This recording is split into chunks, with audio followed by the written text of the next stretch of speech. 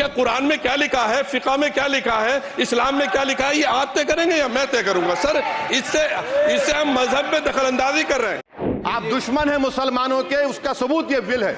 ये जो आप बिल ला रहे हैं, आप देश को बांटने का काम कर रहे हैं, जोड़ने का काम नहीं कर रहे हैं। दुनिया का सबसे पहला वक़्फ़ खाने काबा मक्के में है, क्या हम उसके ऊपर भी सवाल उठाएंगे? आप सर्वोच्च न्यायालय के आदेश के बावजूद इसको हटाना चाहते हो। मान्यवर, ये सीधे सीधे कानून के खिलाफ वर्जी है। संविधान की अगर धज्जियां उड़ाने का काम आप करने का काम कर रहे हो, हम इसका पुरजोर विरोध करेंगे। Thank you, sir. Sir, I have given a notice under Rule 72 to oppose the Waqf Amendment Bill. Sir, I oppose the introduction of the bill under Rule 72(2) on the grounds that this House does not have the competence to make these amendments. This bill patently violates the principles provided in Article 14, 15 and 25. Sir, it is both discriminatory, arbitrary. It is a grave attack on the basic structure of the Constitution as it violates the principle of judicial independence, separation of powers. Sir, one thing has to be understood, that the Waqf management of a property is an essential religious practice for a Muslim. By denying legal recognition to Waqf al-Awlad under Clause 4 and Waqf by user under Section 3(r)(1), government has sought to severely restrict how Muslims can manage their Waqf property. Sir, in fact, Hindu endowment boards, I challenge, Hindu endowment boards are recognized even by usage and custom. Here you are asking for documentation. No existing law, whether non-religious or personal, limits the right of a person to will their property or dispose it. But what you are doing over here, a Hindu can give through will his complete property to his daughter or son. I as a Muslim cannot do, I can only give 1/3. But what you are doing, I can gift, but I cannot give it in the name of Allah subhanahu wa ta'ala. Now you are stopping me from praying. Now what you are doing, you are restraining Waqf al-Awlad. That is not only discriminatory and violating Article 25, sir. There is no limit on anyone to will their property dispose of. Sir, to insist that a person has practiced Islam for 5 years, sir, एक 2 minute दिए, सबको दिया आप। अगर कल कोई आके बोलेगा कि नहीं मैं 5 साल से इस्लाम प्रैक्टिस नहीं कर रहा हूं, कौन डिसाइड करेगा सर? और एक न्यू कन्वर्ट है, does he has to wait for 5 years to give his property to Waqf? Isn't that violation of right to freedom of religion? Sir, another point, sir. Now, no such provision exists for Hindu endowment or Sikh Gurdwara Prabandhak Committee. Now, irony of the amendment, sir, is that non-Muslims can become member of CWC, SWB, but he cannot dedicate Waqf. Arbitrariness, why is arbitrariness? Sir, existing law protected the status of registered Waqf properties. You have replaced that. By empowering collector to determine title, you are violating principal rights of justice, that one may not be a judge in their own cause. Section 61. If DM says to Matawalli, make this masjid as a government property, if does not listen, punishable offence. This is against separation of powers, part of its basic structure. This bill excludes tribunal decisions from being final. If collector has been replaced by tribunal, and who is going to sit in the tribunal? A retired government judge and a retired government employee. How can the nominee be a part of this composition, sir? In our... Okay. आप detail में बोल देना officer. Sir मैं खत्म कर रहा हूं। Secondary level officers can be appointed technical members. 83 states that joint secretary added tribunal. Waqf properties, sir, are not public properties.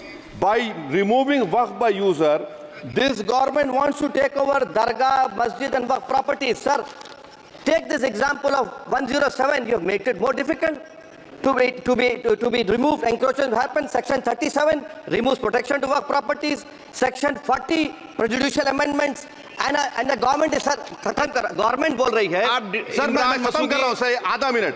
Government कह रहे हैं कि हम महिलाओं को दे रहे हैं। मुझे यकीन है कि आप बिल्किस बानो को और ज़किया जाफरी को मेंबर बनाएंगे, मुझे यकीन है। मैं आपसे जानना चाह रहा हूं सर कि ये जो आप बिल ला रहे हैं, आप देश को बांटने का काम कर रहे हैं, जोड़ने का काम नहीं कर रहे हैं। आप दुश्मन हैं मुसलमानों के, उसका सबूत ये बिल है। मैं वाहिद आदमी हूं इस सदन में जिसमें 1 मैन कमेटी आपके द्वारा बनाई गई सरकार के, और मैं उसमें पेश हुआ 123 प्रॉपर्टी में। जस्टिस आर्यन ने जो रिपोर्ट पेश की, आज तक वक्फ बोर्ड को नहीं बताया गया, चूंकि वो आपकी मंशा के खिलाफ थी और गवर्नमेंट की मंशा के मुताबिक नहीं थी। 123 प्रॉपर्टी में जब मंशा के खिलाफ हमारे नहीं आई, मंशा के मुताबिक नहीं आई, तो हमने 2 मैन कमेटी बनाई और 2 मैन कमेटी ने भी कोई रिपोर्ट वक्फ बोर्ड को नहीं दी, जबकि वक्फ एक्ट जो है 1995 जो है वो पार्लियामेंट से पास शुदा है कि हम पार्लियामेंट के जो एहतराम है उसका नहीं कर रहे, उसके हुकूक का। इसी तरह से सर सूबाई हुकूमतों को इख्तियार दिया गया। सर हिंदू एंडोमेंट में जो कर्नाटका और तमिलनाडु में है वहां कोई मुस्लिम नहीं हो सकता, और 26 में आर्टिकल 26 का वायोलेशन है। 4 धाम में ये लिखा हुआ वाज़े तौर पर कि सिर्फ हिंदू होगा। बिहार उड़ीसा में भी यही लिखा हुआ है। पंजाब हरियाणा में गुरुद्वारा प्रबंधन कमेटी में सिर्फ सिख होगा ओनली, और ये उनका अधिकार है जिसको माना गया है। लेकिन मुस्लिम के साथ में यह अन्याय क्यों है? और सुन लीजिए सर मैं आपकी तवज्जो के चाहता हूं, दुनिया का सबसे पहला वक्फ खाने काबा मक्के में है। क्या हम उसके ऊपर भी सवाल उठाएंगे कि वहां पर भी हमारा कोई हिंदू भाई हो?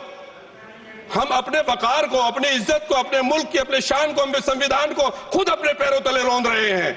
और वक्फ एक मुसलमानों का मजहबी अमल है, एक मजहबी फरीजा है। इससे उनको महरूम कॉन्स्टिट्यूशन के जरिए से भी कोई ताकत नहीं कर सकती।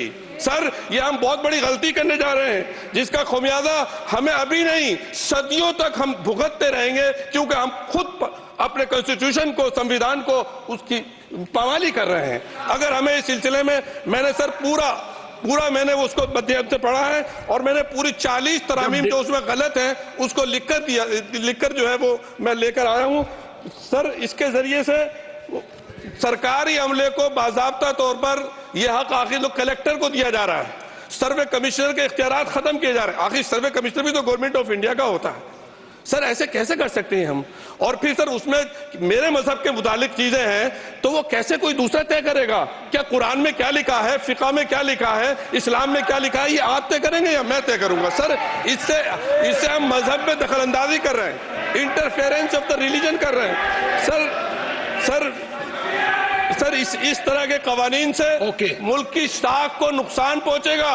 कॉन्स्टिट्यूशन की स्पिरिट हम खत्म कर देंगे, और अगर ये होगा तो कोई भी अकलियत, कोई भी माइनॉरिटी अपने आप को हिंदुस्तान में सेफ नहीं करेगी। पिछले दिनों सिखों के साथ भी ये हुआ, और कुछ ईसाई भाइयों के साथ भी इस तरह के वाकयात हुए हैं, जिसकी वजह से सब लोग अपने आप को असहाय महसूस कर रहे हैं। 10 साल से जो मुल्क में माइनॉरिटीज के साथ, उनके हुकूक के साथ, उनके रिलीजन फ्रीडम के साथ जो खिलवाड़ किया जा रहा है, उससे रूह कांप जाती है। और ऐसा महसूस होता है कहीं ऐसा ना हो कि जनता इन हुकूक के लिए, कॉन्स्टिट्यूशन को बचाने के लिए दोबारा सड़कों पर आ जाएगी। माननीय अध्यक्ष जी, मैं वक्फ संशोधन विधेयक 2024 को विरोध करता हूं। मान्यवर, हम लोग संविधान की कसम खा करके यहाँ आए और इस संविधान की धज्जियां इस विधेयक के अंदर उड़ाने का काम किया जा रहा है। आर्टिकल 15 के अंदर धर्म, नस्ल, जाति, लिंग, जन्म स्थान के आधार पर भेदभाव करने को, मान्यवर मैं आपकी हंसी को समझ रहा हूं, लेकिन ये बहुत गंभीर और महत्वपूर्ण विषय है। अभी हमारे माननीय सदस्य कह रहे थे कि मंदिर और मस्जिद के मसलों में फ़र्क नहीं कर पा रहे। मैं बताना चाहता हूं, वक्फ बोर्ड मस्जिदों का प्रबंधन करने का काम करता है। वक्फ बोर्ड के तहत ही मस्जिदें सारी की सारी आती हैं, और वक्फ बोर्ड की शक्तियों को आप ख़त्म कर करके डीएम राज ला करके उन तमाम प्रॉपर्टीज़ के ऊपर लगभग 8 लाख एकड़ प्रॉपर्टी पूरे देश के अंदर वक्फ बोर्ड के पास है। आप वक्फ बोर्ड की प्रॉपर्टियों को खुर्द-बुर्द कराने की जो साजिश लोग कर रहे हैं, उन साजिशों को बल देने का काम कर रहे हैं। साथ मैं आप माननीय अध्यक्ष जी आपसे कहना चाहता हूं कि आर्टिकल धारा 9 के तहत ये जो CWC संरचना में बदलाव किया गया है, मैं मान्यवर बताना चाहता हूं कि बंदोबस्ती प्रबंधन के अंदर जब दूसरे धर्म का व्यक्ति शामिल नहीं किया जा सकता, तो वक्फ बोर्ड के अंदर ये शर्त क्यों लगाने का काम किया जा रहा है? और आप अगर शर्त भी लगा रहे हैं तो मैं आपसे एक बात पूछना चाहता हूं कि जो कब्जे पर प्रॉपर्टी के ऊपर पूरे देश के अंदर वक्फ की प्रॉपर्टी के ऊपर कब्जे हुए हैं, उन कब्जों को कब्जा मुक्त करा करके अगर कानून लाते के उनको कब्जा मुक्त करा के वहां पर हम लोग शिक्षण संस्थाएं चलाएंगे। जिस आदमी ने वक्फ की प्रॉपर्टी, वो प्रॉपर्टी इस नियत के साथ वक्फ की कि आने वाली नस्लों के अंदर राय खुदा के अंदर फलाह के काम किए जा सकते हैं, उन फलाई कामों के लिए ओके, अगर अध्यक्ष जी 2 मिनट के लिए 2 मिनट अभी नहीं, 1 मिनट दे दीजिए। 1 सेकंड भी नहीं। श्री जीएम बाल योगी, नहीं, Shri GM Harish Bal Yogi. Thank you speaker sir. 1 minute को बात, हाँ खत्म कर, कंक्लूड कर। मैं माननीय अध्यक्ष जी कंक्लूड कर रहा हूँ 1 सेकंड के लिए। मैं इसके अंदर धारा 40 को माननीय अध्यक्ष जी हटाने का काम किया। इसके अंदर सर्वोच्च न्यायालय की सिविल अपील संख्या 7812 7814 ऑफ महाराष्ट्र राज्य वक्फ बोर्ड बनाम शेख यूसुफ भाई चावला अन्य के तहत प्रावधानों की जांच की धारा 40 के प्रावधानों की जांच की। अपने फैसले के पैराग्राफ 170 के अंदर बहुत स्पष्ट रूप से माना कि एक बहुत अच्छा कानून है। आप सर्वोच्च न्यायालय के आदेश के बावजूद इसको हटाना चाहते हो मान्यवर, ये सीधे सीधे कानून के खिलाफ वर्जी है। हम कहना चाहते हैं कि संविधान की अगर धज्जियां उड़ाने का काम आप करने का काम कर रहे हो, हम इसका पुरजोर विरोध करेंगे और पुरजोर विरोध करने का काम करते हैं। बहुत बहुत धन्यवाद।